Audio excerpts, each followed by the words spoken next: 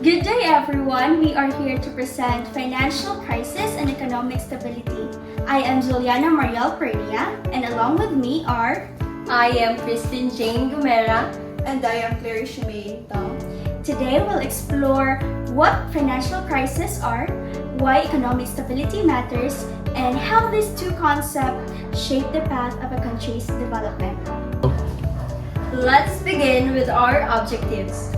Our presentation aims to explain the key concepts of financial crisis and economic stability and their importance in the context of economic development. To analyze major historical financial crises, their causes, and their economic and social impacts. To evaluate policy responses and strategies for promoting economic stability and preventing future financial crises. So first, what is financial crisis? A financial crisis is when financial instruments and assets decrease significantly in value. As a result, businesses have trouble meeting their financial obligations and financial institutions lack sufficient cash or convertible assets to fund projects and meet immediate needs. Now, what is economic stability? Economic stability refers to a situation where all the essential economic resources of a country are available to its citizens and no economic swings interrupt their daily lives. It helps achieve macroeconomic objectives like reducing unemployment, balanced payments, price stability, and sustainable economic growth. Importance for economic development. Understanding financial crisis and economic stability is essential for economic development because, first, prevention and preparedness. By understanding what causes financial crisis and how they affect the economy, policymakers and financial institutions can take steps to prevent them or reduce their impact. This means better regulations, risk management, and early warning systems that help avoid major disruptions. Next, we have policy design. Economic stability encourages businesses to invest and consumers to spend confidently. When the economy is stable, long-term planning becomes easier, which promotes sustainable growth and job creation. Sound policies based on this understanding help maintain that stability. Lastly is the resilience. Knowing how financial systems work and what threatens them help countries build resilience. This means they can bounce back faster from economic shocks like global downturns or natural disasters, and stay on track with development goals such as reducing poverty and improving living standards. The historical overview of two major financial crises that had significant global impacts are the Great Depression of 1929 and the global financial crisis of 2008. These events shaped economies, policies, and financial institutions around the world. In our report, we will discuss their causes, impacts, and government responses. First is the Great Depression, 1929. The Great Depression began after the U.S. stock market crash in October 1929, triggered by speculative investments and an unsustainable economic boom in the 1920s. Widespread bank failures followed due to a lack of consumer confidence and poor regulations. High tariffs and a drop in global trade worsened the situation. Its impacts are global GDP dropped by over 15%, unemployment soared to around 25% in the US, with millions losing jobs and homes. Poverty and homelessness drastically increased, especially in industrialized nations. The crisis spread worldwide, especially impacting Europe and Latin America. Government responses. Initially, U.S. government responses were limited and ineffective. In 1933, President Franklin D. Roosevelt launched the New Deal, a series of public work programs, financial reforms, and regulations. Key reforms include the creation of Social Security, banking regulations, and unemployment insurance. Central banks abandoned the gold standard to allow more flexible monetary policy. Next is the global financial crisis, 2007 and 2008.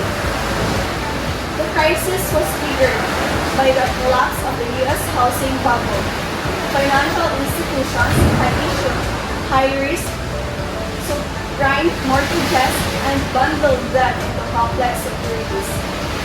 When housing prices fell, mortgage defaults surged, exposing massive losses in banks and investment firms. This revealed severe weaknesses in the global financial system. Its impacts are global GDP contracted significantly, while many countries failing into recession. In the U.S., unemployment peaked at 10% and millions lost their homes due to foreclosures. Major banks collapsed or were severely weakened, such as Lehman Brothers. The crisis caused widespread economic distress globally, especially in Europe and emerging markets. Government responses, or government and central banks, launched massive stimulus packages and bailouts to stabilize banks and economies. The U.S. introduced the Troubled Asset Relief Program and the American Recovery Reinvestment Act to inject capital to create jobs. Central banks, including the Federal Reserve and the European Central Bank, lowered interest rates and used quantitative easing to boost liquidity. Reforms were enacted to improve financial regulations, including the Dodd-Frank Act. These crises can derail growth, increase poverty, and destabilize economies for years. Let's begin with the common triggers that often spark financial instability. First, one major cause is what is called an asset bubble. This happens when prices of assets like real estate, stocks, or cryptocurrencies rise way above their true market value. This rise is often fueled by hype, speculation, and investor overconfidence. But bubbles always burst. When prices crash suddenly, people panic. They sell off investments quickly, leading to massive losses. This panic reduces trust in the financial market and can trigger a widespread crisis. Next, another big risk is excessive leverage. Leverage is simply borrowing money to invest or operate. It's not always bad, but when borrowers, including banks and companies, take on more debt than they can handle, even a small drop in asset prices can cause major problems. Borrowers might fail to repay loans, lenders face losses, and a ripple effect spreads throughout the economy. Now let's talk about regulation. Weak and outdated financial regulations can allow high-risk practices to grow unchecked. A good example is subprime lending in the 2008 global crisis. Poor oversight lets financial institutions take dangerous risks, and those risks often stay hidden until it's too late. When stress hits the system, those hidden dangers explode and amplifying the crisis. Finally, we have contagion effects.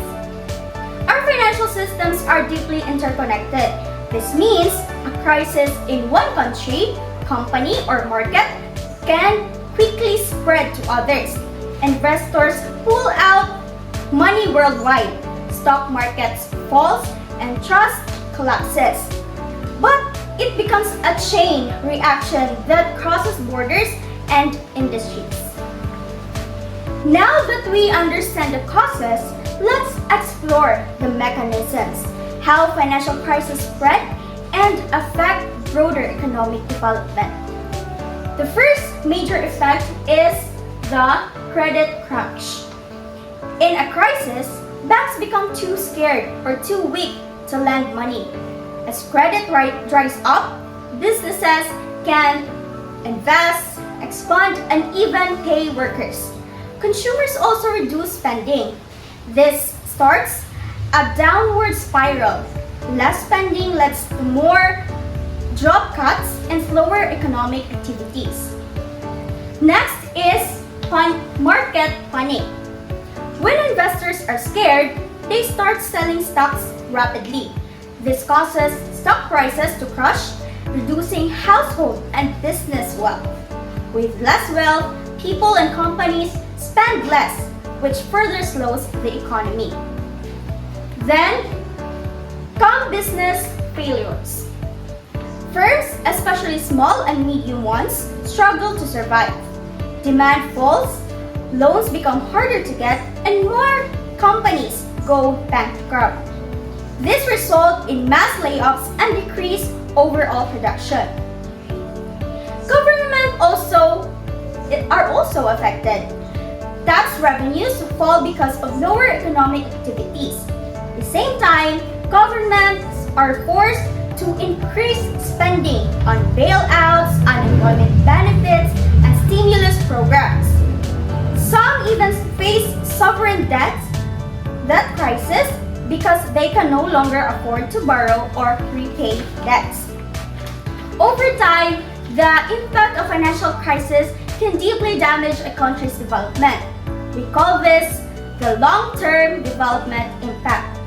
GDP can fall or grow very slow for years, poverty increases, inequality widens, investments in vital sectors like education, healthcare, and infrastructures may be cut due to strained public budgets.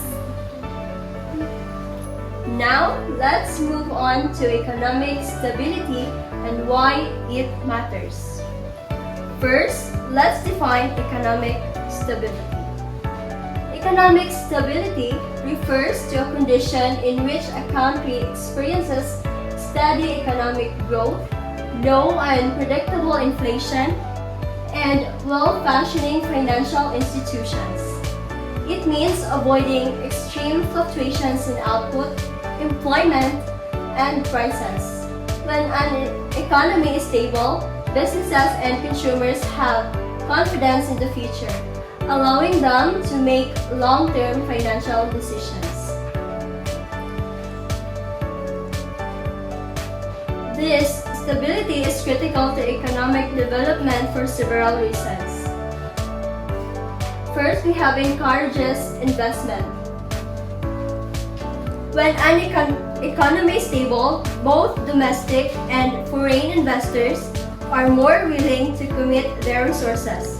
A predictable economic environment reduces risk, making it easier for businesses to plan and grow. This investment leads to more innovation, jobs, and economic activity. Next, we have reduces poverty. Stability supports steady job creation and helps maintain the value of money. This allows households to earn consistent incomes and afford basic needs like food, housing, and education. When inflation is low and stable, people's savings and wages retain their value, which is especially important for low-income families. Lastly, we have promotes long-term planning. Governments, companies, and individuals can make better decisions about the future when economic conditions are stable. They can allocate resources more effectively, invest in infrastructure, education, and business and set goals for sustainable growth. Without stability, uncertainty increases, making it harder to plan and invest. And now, I will discuss the four major strategies used to promote economic stability and prevent financial crisis. These strategies are monetary policy, fiscal policy, financial regulation, and global coordination. Each plays a vital role in keeping the economy balanced and avoiding financial problems. Let's start with monetary policy. Monetary policy is managed by a country's central bank. Its main tools are interest rates and money supply. By raising or lowering interest rates, the central bank can control inflation, encourage borrowing, or slow down spending. For example, during a crisis, central banks often lower interest rates to boost economic activity. A well-managed monetary policy helps stabilize prices and promote steady growth. Now let's talk about fiscal policy. Fiscal policy involves how the government manages its spending and taxation. During a crisis, the government may increase spending or cut taxes to stimulate the economy. On the other hand, during times of growth, it may reduce spending or increase taxes to avoid overheating. Responsible fiscal management helps maintain public trust and ensures long-term economic health. Next is financial regulation. Financial regulation refers to the rules and laws that banks and financial institutions must follow. These rules are designed to prevent risky behavior, fraud, and financial collapse. After the 2008 global crisis, many countries strengthened their financial regulations to protect consumers and ensure stability. With the proper regulation, the financial system becomes more transparent, trustworthy, and less vulnerable to collapse. Finally, we have global coordination. In today's world, economies are connected. A crisis in one country can affect others. That's why international cooperation is essential.